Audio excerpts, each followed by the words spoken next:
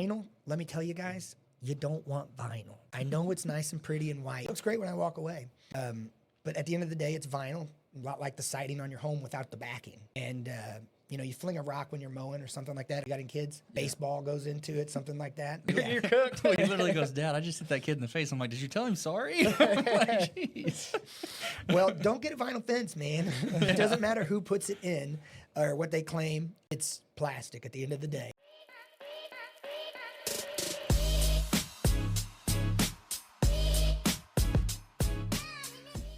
What's up, guys? Welcome back to another episode. My name's Anthony. I got Grant here with me, my co-host, and then we have a special guest today, Mr. Johnny Porzelt.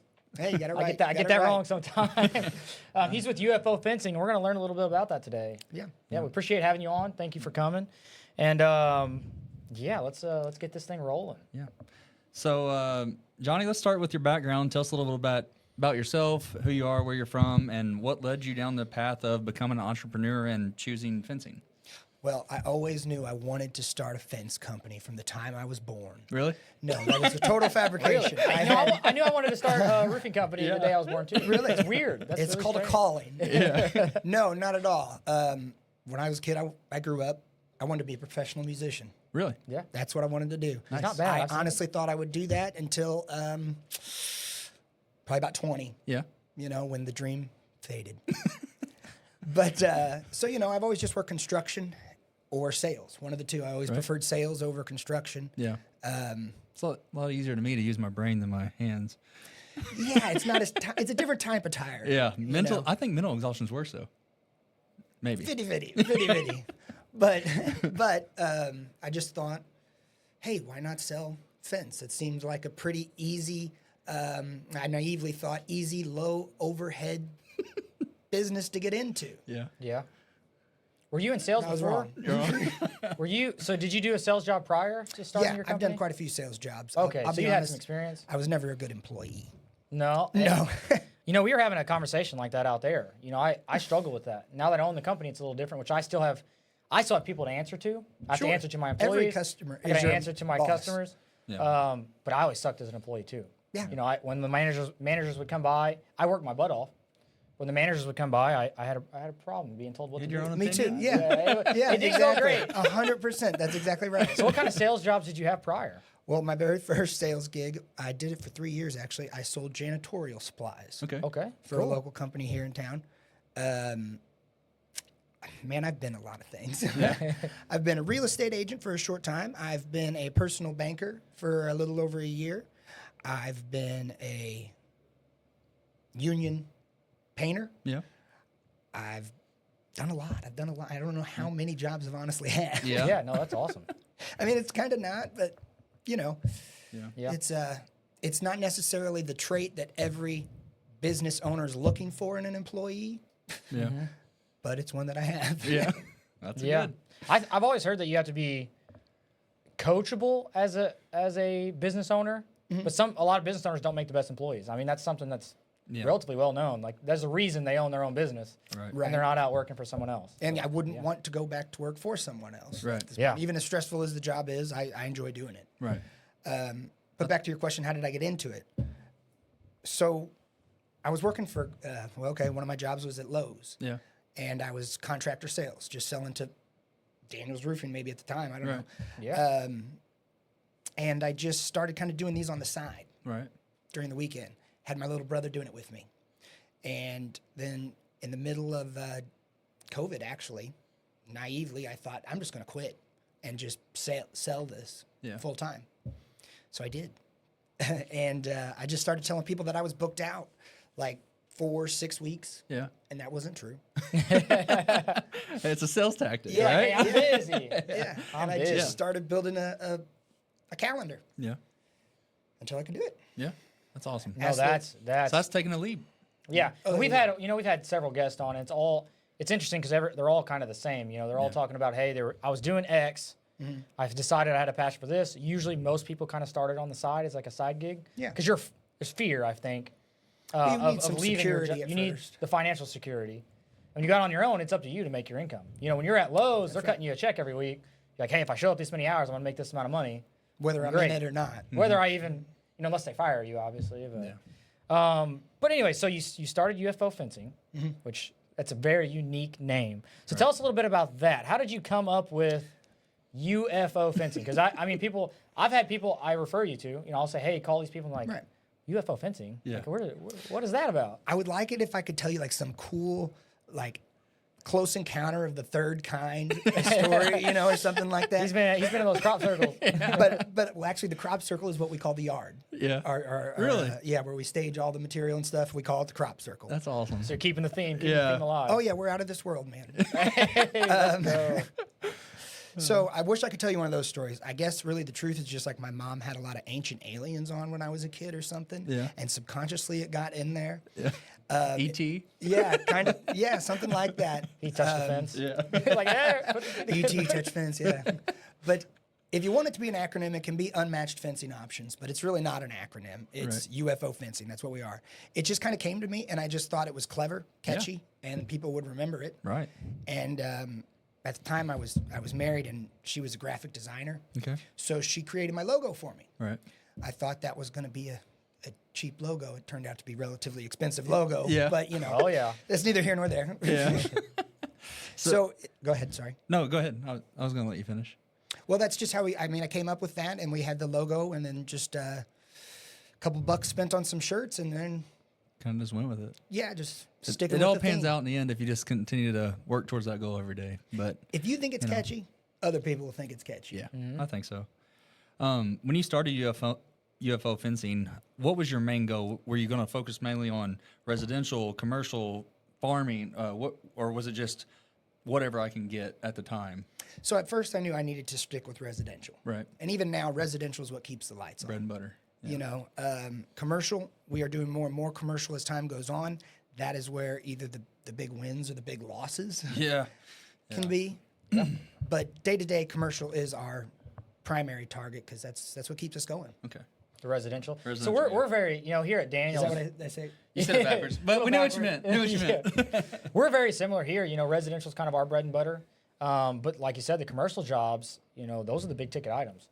But if you mess up, because we had one that we had some problems with. Bigger losses too. So we had which it wasn't super big. We've had bigger jobs, but we had like a $35,000 commercial flat roof we did, and it went terribly, and we had to redo the whole roof. Yeah. But that separates good companies from bad companies, though. We didn't turn that into insurance. I foot that bill to do the right thing. Right. But you can, residentially, typical roof's like 8-10 grand here, 12 grand maybe. The typical commercial jobs 50, 60, Right. 150, 250. You start playing in those big leagues. And that's when you 240. Yeah. Israel there had a pretty big job recently. Yeah. fingers crossed you don't goof up that one. But they have their challenges. So when you do commercial, you can win big and lose big too. So That's right. Residential is definitely, I think it's very important. But You can take those hits a little bit easier on the residential side Yeah. for sure. than the commercial side. Yeah, you got to be ready before you step into the big leagues there. Yeah, For sure. well, and it kind of leads to something we were talking about earlier. On the commercial side, I stepped into the big leagues here with some prevailing wage work Yeah. Yeah. and kind of goofed up a little bit on a bigger job and had to take my loss, you Yeah. know? Yeah. So tell us, well, I mean, I know we didn't really plan on talking about that, but hey, we're kind of just going free with it. So Yeah. tell us about that hardship. So prevailing, because I'm familiar with prevailing wage, but we've never actually done that inside of our company. Sure. So I know, We tried to big a job like that, remember? well, we took a shot at it. We failed miserably. Failed miserably. 'cause- Coming in too high, just buffed it too high? Or? we thought that prevailing wage was labor, like the union, right? So we were like looking at labor scales, like 45 an hour or something like that. And then so we fabricated our bid to make it like that, and then we came in like double the price. We're like, wow, okay, so Yeah, our like normal your competitor price, killed you guys. We're like, I don't know how, because we know how long our jobs take. Yeah. So we did it all. We did a whole mathematical thing, and we spent a lot of time on it, so we can make sure we pay all our guys prevailing wage properly. Yeah. And then we And lost. you knew the prevailing wage rate for Yes. that particular Yeah, job? and, Yes, and then you and had we to like lost it. report it or something weird Yeah, at the end of each certified day. pay Yeah, rate, it was like very different than what we're used to. Yeah. So for other business owners that want to maybe dabble in that, what was that experience like, and like what happened to you? Well, let me ask you this question before we get. What trade do they put roofing under? What category in prevailing When wage? we looked it up, I thought it was just laborer, right? I can't remember exactly. There are different. There was different levels We had of labor. multiple different categories. And So then we had like a there's- supervisor. We had the actual installer. We had Sure. There's stuff like different that. So the rates Operators, were if you're different. operating any kind of, there's all Correct, different kinds of correct. levels. And so I think I thought we just put like a regular laborer. Yeah, I know on we had there. we had a couple. But I General can't skilled or General something. labor. Yeah, general labor. Yeah. So that's what I assumed as well. Okay. For fencing is with general laborer. Okay. The problem is I assumed something. yeah. So did we. So it In turns business, that is not good. that is not good. That is not good. I did exactly like you guys did, except I won the bid. Okay. Yeah. So I figured Yeah. it up. I spent all that time and did that. And the general laborer prevailing wage rate's about 43 Yeah. an hour. Right. It's a good wage. Yeah. It's Not great. bad. Yeah. Turns out fencing is ironworking. Oh. $72 an hour. Dang. That's a jump. There's a reason I won that bid. Yeah. You underpaid or you underbid. No, I didn't underpay anybody. No. I lost out Yeah. on quite a bit per man hour. I mean, we accomplished the job in just the amount of time that I thought we would. We did a good job. Yeah. Everybody's happy except me.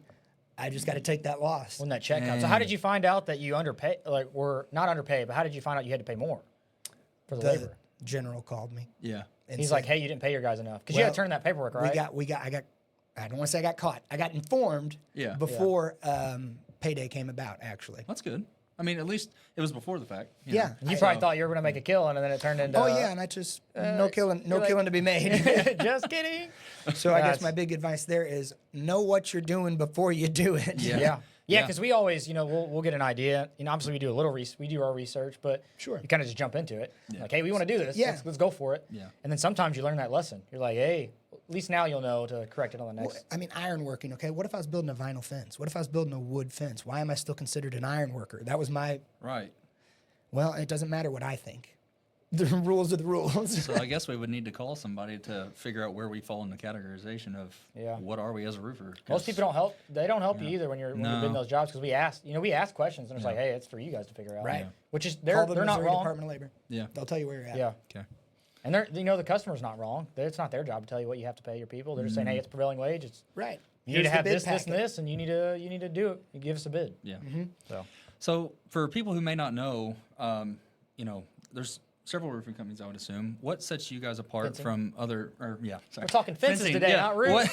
Fencing. What sets you guys apart from like your competitor in the fencing industry? oh, I hate that question. We're really out of this world. Yeah. You know? That's a rough. Yeah. Hey, that's It's a hard. hard. I think it's I hard apologize ever. for asking that question because we get asked that, and that's a very hard question to answer. I can actually answer it. Let's hear it. Yeah. I'm interested. So the difference between UFO fencing and my competitors is, for one, we're family operated, 100%. Not 100%, but so I own this company. My brother Steven, he is my workhorse, I Right, guess I'll right. put it. Yeah. He's the most trusted guy I could possibly have. That is my main. He's like the superintendent, we'll call it. So you can walk away from your jobs and know that he's going to handle business. He's your Anything he's right-hand on, man, anything he's on, I'm not even going to trip on. You know what I mean? That's good. My dad actually works for me, Oh wow. which is an interesting dynamic. Yeah. Yeah. Little brother and I, he's my younger brother, so that kind of makes a little more sense. Yeah. Yeah. Although he loves to get me off of a job when I am on. He's like, get the heck out of here. You're in my way. Yeah. Dad and I, a little more clashing at first, but he's, we're doing. Yeah. We figured it out. We figured out our roles. Well, because as a kid, you have a different dynamic. Because now is he a partner or is he like you're his boss? He's a W-2, I'll put it that way. I'm not going to that's say it. that I'm Dad's boss. He just worked with your company. I get that. Well, yeah, because I have a similar thing. We have a gutter business, and I recently brought on my little brother and my father as well. Yeah. Oh. I thought that So- was when I was. Well, I was, so I was like, how's that wow. going for you so far? For us, it's a challenge because I can talk, I can handle things differently, even though you shouldn't. Maybe I handle things differently with like Grant as a sales manager. He's not related to me, so it's interesting when you start working with family. Yeah. Because you still got to hold the quality. You got to have some tough conversations sometimes. And when you're talking to your dad, it's You're like. You're like, he's always been the one telling you what to do. Right. And now it's flipped. So it gets interesting. My dad's great. They're doing an awesome job, but there's definitely some hurdles there. There's a lot of challenges. But there's beauty in it too, because you're like, hey, I'm able to. There's some freedom whenever you own your own company, and I actually gave them a little. I'm not telling you have to do that, but I gave them a piece of the company to come on. Don't get your hopes up. You better ask for that ownership share. I want shares. But no, it's It's very interesting. So when you got started, you started UFO fencing. What were those early days like? So the early days, once I left my regular 40-hour-a-week W-2 job, I asked my little brother to join me. And I remember, I think it was our second job, okay? We had a farm trailer, 16-foot farm trailer, pulling a F-150 pulling it. Now, these axles are called 1,500-pound axles, right? Mm-hmm. I didn't really ever think about why they were called that. So we're loading the concrete for this job. It's actually here in town. And the fence looks great. But we're backing up into the driveway, and the axle just breaks because we overloaded it with concrete. Dang. Oh, yeah. And that sounds very no, you keep going. We got some. Okay, yeah. Yeah, so this is job 2 that little brother's on with me. Yeah. Okay. Oh, so you guys are fresh, and it's already a massive problem. Oh, yeah. So he goes, what are we going to do? What are we going to do? And I said, well, we're going to unload all this concrete and then figure it out. So I chained that up, and was able to get it to somebody to fix it. Yeah. But it was rough. It was stuff like that. I mean, we didn't Yeah. have anything. It was, as we call it, was pilgriming. Yeah. We pilgrimed with work. And we overloaded that trailer with a lot of bags of concrete. Yeah. Hey, we can relate to that. I've had wholeheartedly. several of our dump trailers axles blow out, and we've had to have them towed, and we're stuck on Bloomfield Road. And I don't know if you're familiar with Bloomfield Road, but Yeah. there's no extra space there. And we've had several of those that we've had to replace. I just had a trailer I had to get completely rid of because the frame was cracked and it was just so bad. Yeah. And But it really sucks when you're in a customer's driveway and this happens. Luckily, and they were at work. and you're like, dang. Yeah. Like you got to try to get rid of this before they find out. But So we were doing that, and the problem was that I was having to pull off all the time, though, to go on sales calls. Yeah. So then Steven was there by himself trying to get this work done, and we just weren't getting things done fast enough. I mean, he was new to building fence, and he didn't even have somebody helping him Right. half the time. And I just went to my dad and just said, hey, Pop, we need your help. Yeah. yeah. And my dad actually took a pretty big leap of faith because he's worked construction all his life, but he had a good job. He was in the union. Oh, wow. Yeah. Yeah. And I think he was about 57 or 58 at this time. Pretty getting close to retirement age. Yeah. Yeah. And he just left and came with us. Wow. So for the first good solid year, it was just the 3 of us, and it was me mainly selling, trying to figure out how to run a business, learning that these are called 1,500-pound axles for a reason, and then they were my primary installers, just pilgriming it, as we say. Yeah. And it's come a long way since then. I mean, I hired a receptionist who's actually been a close friend of mine since I was 17. Yeah. I've got some other good guys now that I feel I can leave and on a job, and they're running the crew just fine. Right. And then, of course, I got some seasonal guys that come and go. Right. It is outdoor construction. Yeah. Yeah. For sure. I guess you have busier times of the year than others. Yeah. Which, yeah, absolutely. Well, that's kind of how we are. We got certain times. And it's hard because you want to hire people, and you're like, I don't know if I can keep you all. Yeah, they're wanting work, So Sure. it's definitely a Well, challenge. it's hard to find people that want work. Yeah. That's very true as well. I feel like on the owner's end, there's a lot of pressure going into the seasonal to, guarantee pay or something, Yeah, I mean, I remember it'd be year 2. So it was the first year I had employees that weren't family, know. Mm-hmm. And we got to those winter months, and I had to do a layoff. Yeah. And I was in knots about it. I mean, It's hard. I was up all night prior. I was just churning, Yeah. And when I went down there, I did it, and one of the guys that walked away a little upset is now my, I would say, second right-hand man. Wow. I brought him back, and he's awesome. Yeah. But last year, I didn't have to lay off anybody. That's awesome. So That's it's just awesome. we'll see how this year goes. So it's your fifth year in? I mean, technically, obviously you did this before, but your fifth year, as like UFO. owning your own. so as come this January, I will be 5 years. Wow. So I guess I'm going on my 5th. Right. Awesome. So I'd say, business, and this goes across all businesses, it's all about the customer experience, right? So, like, what can, I guess, like, a good question would be, at your particular company, what can a customer expect from, like, start to finish? They call you and they say, hey, we need help. What, for the customers out there, what can they expect to happen from there? Well, so I mean, you call into the UFO line, and you're going to get my receptionist, Jamie. And the first thing we want to do is we just kind of want to hear what you're wanting, what your ideas are, and honestly, we want to give you like a ballpark quote, is what we try to call it. Because let's be honest, I mean, some people think that they're, chain link fence, it's going to be like $700. Well, that really didn't even buy all the material that you need, you know. So we want to get you a ballpark quote, just so we know what you're looking at. Sorry, I got it jacked there. up my whole program here. I done clicked out of it, and I'm like, uh-oh. And if we're in your in your budget, or you like what we're saying and stuff, then I'll schedule an appointment to come out and walk the job with you. Right. And some people, I'll go out there and they know every single spot, they want everything, and it's literally, I'm just taking orders. Yeah. And then other times I have to, or I get the privilege of helping them design their fence. Then it's pretty simple. We give you an estimate. You want to go with us? Contract. You get a copy. I get a copy. Yeah. And we'll be there as soon as we can. Yeah. Yeah. Yeah. How far out are you guys right now? Do you have like a timeline? Yeah. So if you signed with us today, you'd be looking at probably late November. Okay. So that's not too bad. It's about like us. Yeah. Yeah. Do you have a certain type of fence you like to install? Chain link, vinyl? What It's been a while since I myself have installed a fence. Yeah. Yeah. But I can tell you that like I prefer to send the guys out on wood jobs. Yeah. Or chain.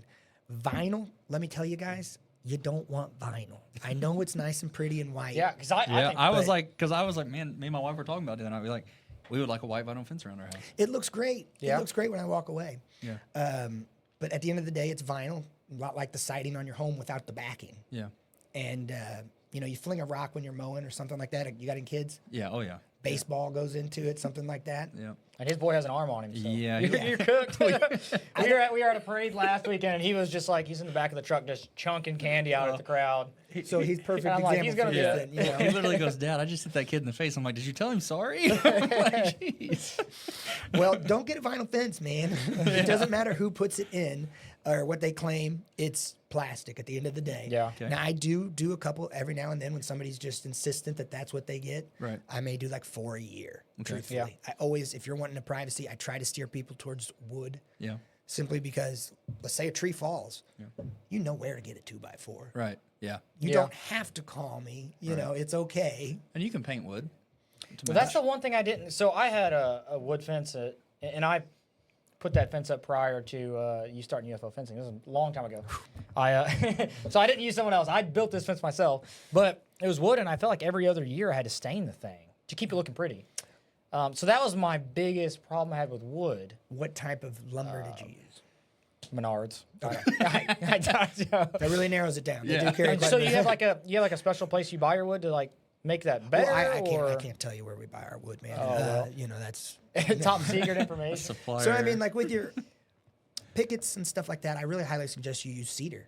Cedar. Okay. Yeah. So I probably got a cheaper lumber. I'm sure I probably went cheap. Yeah. I And mean, then I'd probably pay for that on the back there is a end. good cost difference, you know. Yeah. Well, that's something important for the customers too. Is like when you're pricing out your jobs, because I can go price out the materials at wherever, Lowe's, Menards, Sure. any place. They'll be like, oh, well, these panels, you can buy a 4x8 panel. Oh, and I never do a pre-made panel. Yeah. And so I guess what would be your advice for people? Because they're going to get, because I'm sure just like in roofing, you hit them with the price and they get a little sticker shock sometimes. Oh, absolutely. So you have to sell the product that you're using, because that's what we do. You know, we have a better product. Here's what we're doing. Here's what we're doing. So you're saying that you don't use the cheap stuff. You get higher end. Yeah, Higher end. I won't put up. Okay, so you do want, if you're not going to do a steel post of sorts, you're going to want at least a treated pine 4x4. It's made to be in the ground. It's treated, you know. And then with your 2x4, your stringers as we call them, Yeah. that's fine to be treated as well. But the pickets you want to be cedar because they're not going to bow and warp Right. the way that pine will. And we actually pre-stain. Yeah. We offer a pre-staining service that we do at the crop circle. We only offer it in one color. I love that name, the crop circle. The crop circle. That's what we call the yard. Yeah. Yeah, Puns that's awesome. continue all day long. Yeah. I mean, I can go overboard with it and get cheesy, you Yeah. know, as if it isn't cheesy already. But yeah, I mean, honestly, I won't even install a panel if you asked me to. Yeah. Because I mean, You'll say no. I'll say no. Hey, And I respect think it's that. okay to say no. Yeah. I respect do that. too. Yep. So that's not even a question we have, but now that you say it, so tell us about that, telling a customer no. Because when I first started, we pretty much said yes to everything. Yeah. trying to get work. Yeah, and we would get in some crazy situations by just saying yes to things we shouldn't. So for like other business leaders out there, I guess touch on that a little more. When do you think it's appropriate for you to say no? Or is it just any time, or if it's just something If you you say don't no align too with? much, you don't have any work, you know? Right. Yeah. So, I want to make the customer happy. So if they ask me something that I don't think I can deliver, first of all, no, I can't do that. Right.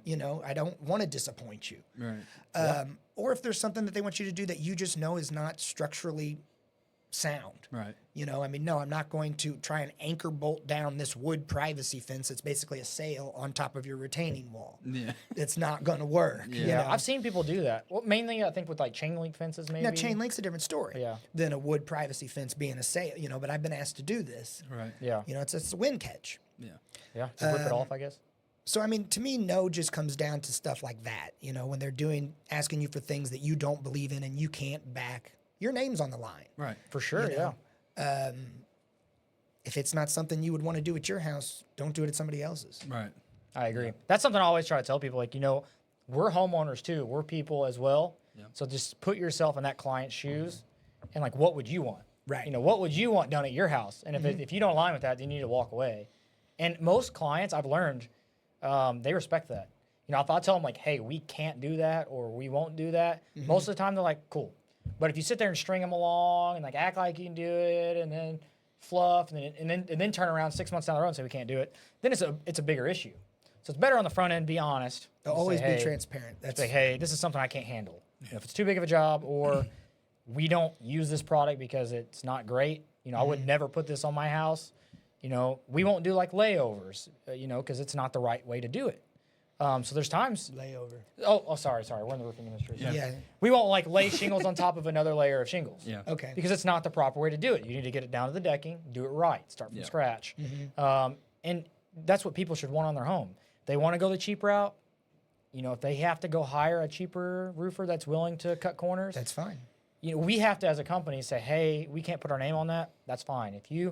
I get it, money matters. So if you have to go the cheaper route, that's fine, but we respect that. But please respect that we will not cut corners. No. Do you guys have a warranty on your work? Yeah. 5 year. On residential, 10-year commercial. And we've actually talked about upping that a little bit because, I know this interview isn't about us, but, we offer better warranties now, longer shingle warranties, enhanced warranties and things. And we want our labor to kind of match that because we believe in the product we're using, And there has been issues with some of the products, and we make sure those warranties and stuff are carried out properly. Do you guys, so on for your fencing, do you guys have is there like a time span for warranty or? So, you're going to make me look bad here. Not 5 years. Well, no. I mean, everything's every different. industry's different. So, Yeah. all the manufacturers are always going to have their limited lifetime warranties. I never sell based on a manufacturer's limited lifetime warranty. And this is actually what I say in the sales call. If there is a product issue, we can file a claim.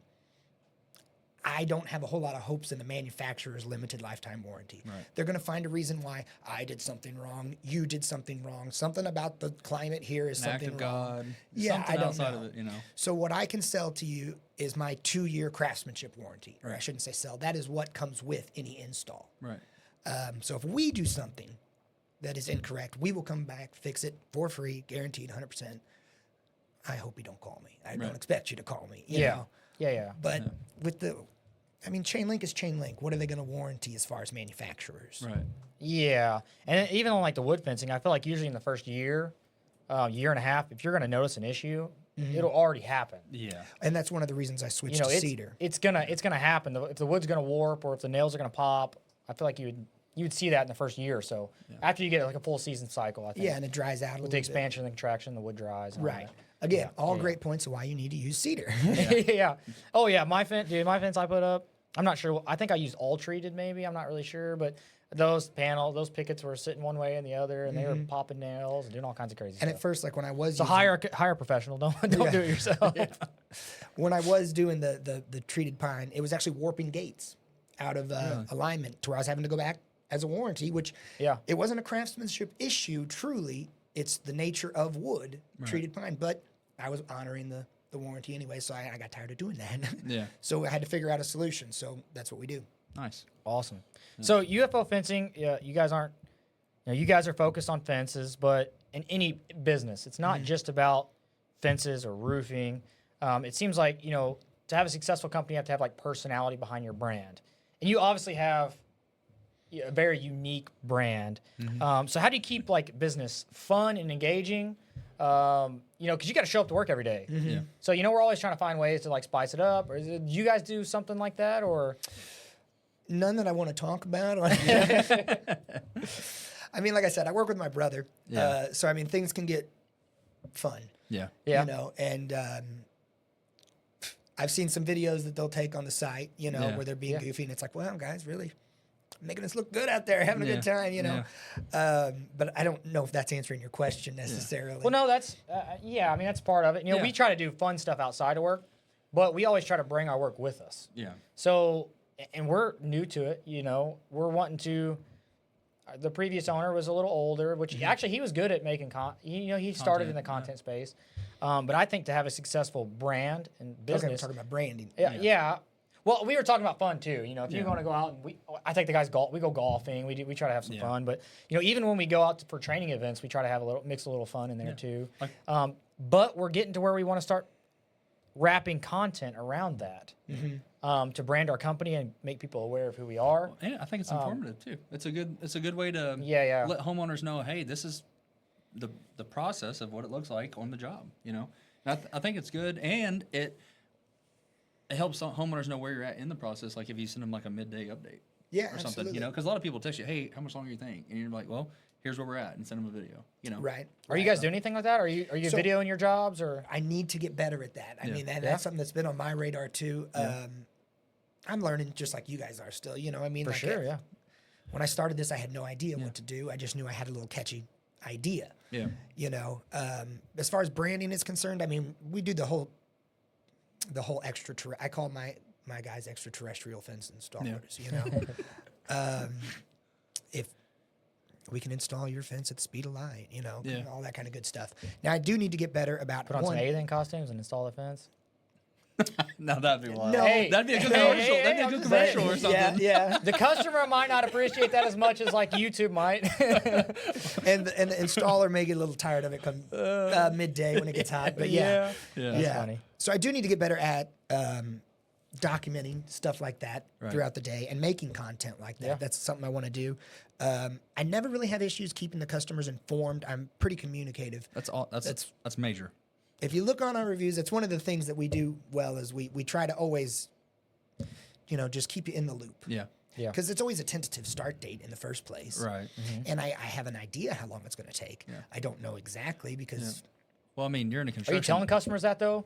I mean, Yeah. because you guys set those expectations. So, Yeah. like, are you saying, hey, this could take a day, it could take two, it could take three. We don't know. Well, weather dependent too, right? Because I mean, you're that's just like my us. exact sentence right Yeah. there. you got to be careful over promising on timelines. I do know that's really important. And yours is a little different. Like in our space, we're almost got it down to a T, but weather, things like that play major roles in what like the install can go like. So I mean, from the moment you sign with me, I tell you this is your tentative start date, Right. and I don't even really say a day. Yeah. I say like you're looking at the week of blah blah blah blah blah. Now that could change subject to weather Right. or how jobs go in between now and then. If Right. you ever want to know when your new tentative start date is, reach out, let me know, and I'll let you know. Right. The week prior, I will reach out and let you know we're going to be there. I'll also contact dig rights, so you're going to have all the flags in your yard. That's a pretty good indication I'm on my way. Yeah. And then I'll tell them I think this is going to be a 2 or 3 day job. Right. Yeah. So you actually called Digger right out ahead of time? Yes. So I'll tell you what, First of all, stay law. I had a pool install, and I'm not gonna name drop anybody. I don't want to get sued, but they dug up my whole pool without calling Digger right out. Yeah. And I brought that to the attention of them when they were out there digging. And they're like, just don't tell anyone. Yeah, don't do I'm that. Don't like, do wow. that. Like, okay, so if you guys Yeah. hit something, it's on you. Gas line, kaboom. When in doubt, mark it out. Yeah. You want to see those. Oh, It can be a yeah. shocking experience if you don't. You know? Yeah. Yeah. And I'd say there's probably some fly-by-night people that probably wouldn't even do that. They just run in, I'm sure there is. you know. slap up some fence I don't that'll recommend wave that. in a year. And I mean, the way that those circle fiber lines are buried now, Yeah. they're burying them everywhere. about these like days. this deep, Yeah. you stick a shovel in the ground enough times, you're going to break one. Oh yeah, for sure. I thought those were just tree roots. Dude, yeah. So I know you said you get to work with your dad and your brother every day. Outside of getting to work with them, or maybe even with them, what would you say is the most rewarding part about owning UFO Fencing so far? I mean, I know it's a big family company, which is great, and I know that's rewarding because you're getting to help your dad and brother. But what stands out the most to you? Well, for one, and it kind of ties to that though, knowing that I'm able to obtain enough work to provide a living for my family, That's not just awesome. for me, but for my brother and his soon-to-be wife, actually. Right. For my dad and my mom, and like I said, my receptionist has been with me for a long time, so that's a big deal for me, and also a lot of responsibility. I was going to say a little pressure there. It is. If we don't have enough, it's not like it's just somebody that's not working. It's Right. little brother's hungry. Yeah. Yeah. And then just there's a lot of reward in being self-employed. You do get to make the decisions, and you do get to say no when you feel it's necessary. Yeah. In a sense, you don't have a boss, but in a sense, every customer is your boss. Yeah. Yeah. So it's a unique challenge, but I wouldn't want to go back. You know. We Yeah. just had a talk the other day, and Anthony, he said, do you ever just take a step back and like look how far you've come and what you've accomplished, and be like, some gratitude, like you're just like, wow, like a wow moment. My girlfriend will make me do that. Yeah. Because I tend to be always like kind of like striving for the next thing or thinking about the next thing. Yeah. And, Yep. and I don't reflect enough probably on how far I have come. It's amazing. I mean, it's awesome. But she'll make me do that. Yeah. Yeah, because day to day you don't see the increase. Yeah. And even year to year, like you're not really realizing it because you're like in the trenches. Mm-hmm. So sometimes it's because you get. I mean, running a business is liberating, but it's also stressful.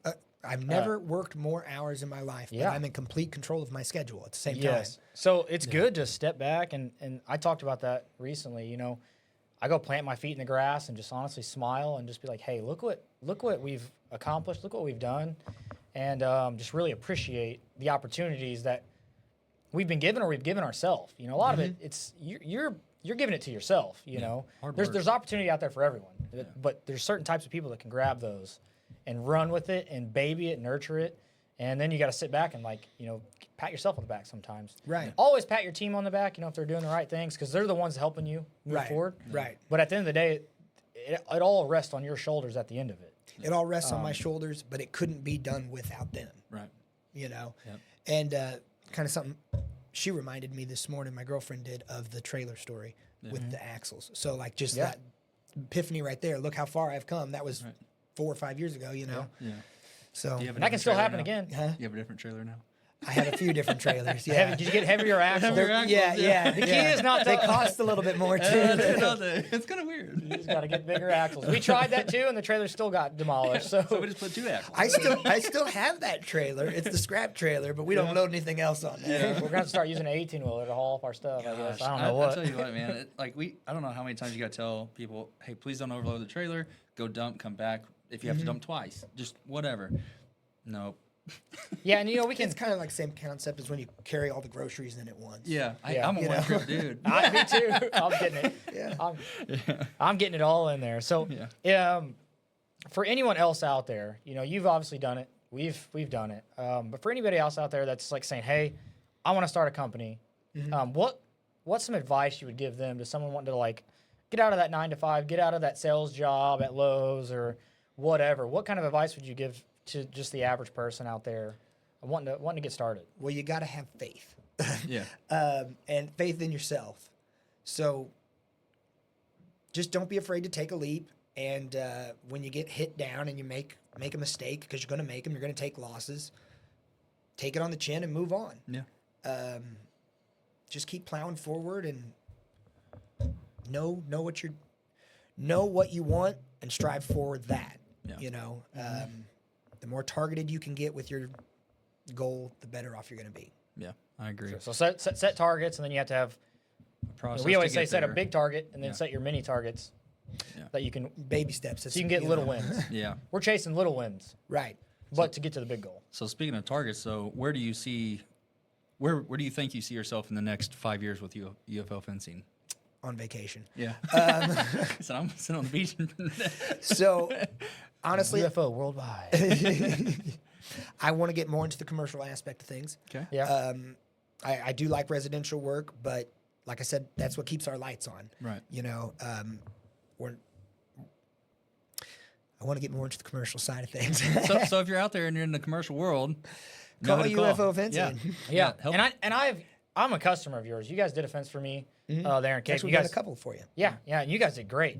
So for people out there, I'm a first-hand experience. You guys do great work. Obviously, thank we you. wouldn't bring you on if we thought you had a bad company. We wouldn't have you on here. And if I ever need a roof, and I hope that day doesn't come soon, Yeah. Yeah, and we would always love to help you, obviously. So, I want to take, so you guys have UFO fencing. Are you doing anything else, or is that kind of your main bread and butter? I mean, UFO fencing is the only bread and butter in the sense of like solid income, Right. I mean, Yeah. I have some other little side gigs going on, so we're looking to get into gate automation as well. So same wheelhouse, just different add-on services. Yeah. And that's going to help us bring in more of the commercial work, of course. Yeah. Correct. Because as of right now, there's been times where I've had to just turn down doing a bid because it had gate automation in it. I can't promise something I know that I can deliver. Yeah. Right. So that's another thing that's going to come into effect soon. Yeah, we kind of realize that too when we get to a certain spot within our company on growth and stuff. It's like, do you add on new services? Do you expand outside of Cape Girardeau? What does that look like? And I think we've just decided that for us it's easier to I don't want to implement a new service when we already have the wheel's not broken, right? Like Sure. why reinvent it when we know what we're good at and what we can do. But I think adding in a service that's in the same Ballpark. what you're doing Yeah. is, and if you're already losing jobs because of it, why not? Yeah, customers want a one-stop shop. They don't want to Right, hire you exactly. to install Yeah. their fence and hire someone else to do the gate. And I've heard some horror stories on the gates, by the way. Daniel he got shafted out about $60,000 on a gate. Oh gosh. Which I don't know if that's the exact number. It was some crazy number. Yeah. They took money and Yeah. Oh, I remember that. the main thing there is just be careful who you hire.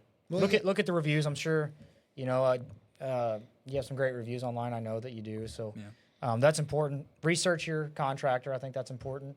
And then a lot of clients just pick on emotion. So when you go out there, and they'll know if they want to hire you or not, regardless of the price. Yeah. And then money matters too. But Money always matters, but I'm not in a race to the bottom. My goal is not to be the cheapest. Yeah. I don't Yeah. think that's a good business model. I did well, not no, either. because you have to start cutting corners. Yeah. Right. And I mean, that's not- what am I going to look at my little brother and say, hey, you ready to take less money? Yeah. Yeah. No. Yeah, we know we're not the cheapest and we're not the most expensive. We're about middle of the road, and that's we're fine with that. But we provide different, what sets us apart, and I think that's why we're there where we're at. So Yeah. Well, Johnny, this has all been kind of a fire hose. We'll probably the goal is to bring people on, get to know you a little bit, and then in the future we'll touch on some other stuff and hopefully dive deeper into bring you some more back. things. Yeah, it's let's hard come because back. we have limited time, so we're just kind of hammering away, getting the full picture right out of the gate. So that flew by, honestly. yeah, no, it does. So for people at home, you own UFO Fencing. I know we said it a bunch of times. How can they connect with you? Do you have like Instagram, Facebook? So all of those things. I mean, you can reach out through Facebook. You can reach out through our Instagram page. It's just UFO Fencing. Give us a call. Check out our website. Just Google it. UFO Fencing. I think there might be one actual sword fighting fencing company called UFO somewhere in the other parts of the United States. Okay. But I don't think that's going to pop up if you Google us.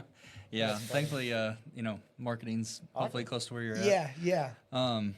So Like those basically, cars. to kind of do a recap here of the show, guys, if you're needing a fence, reach out to UFO Fencing.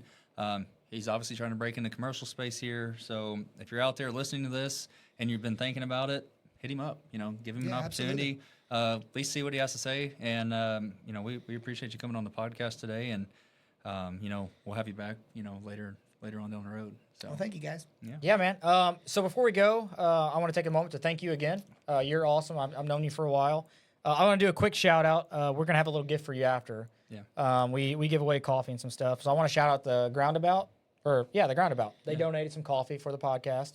Yeah. First donation we've got from someone, so that's kind of cool. Yeah. And I've never really had to shout someone out like that. So Yeah. we do appreciate it though. Anybody, we have a lot of people watch and they want to come on and they're inspired by what we're doing. So I want to thank you for being a part of that journey. Yeah. We're figuring this out kind of together. All of us are in business and in the podcast. We're just figuring it out. So so I want to thank you again, and then shout out our next guest. I'll let you shout them out because you're really good friends with them. over at Beach Chosen. Oh yeah, so he does this to me every week, and I forget to look at the schedule ahead of time. Every week he's like, "Here's the next one." I'm like, "Okay." So yeah, we're very excited. Be Chosen Fitness in Cape Girardeau. Mitch and Kaya, already 2 owners there, and they're going to be coming on, and it's just a great group of guys, a great group of community in that gym, and my wife and I go there, and we love it, and we're looking forward to that. So next week. Tune in live on that podcast as well. It's every Thursday at 11 o'clock. So check that one out. And I don't know if you've ever been over there, but you should stop by and check it out. It's totally different gym than like your normal atmosphere. It's very different. Yeah. So it's an awesome environment there. So, Well, I will. but yeah. So Awesome. guys, Thank you guys, and we'll see you on the next one. Yeah.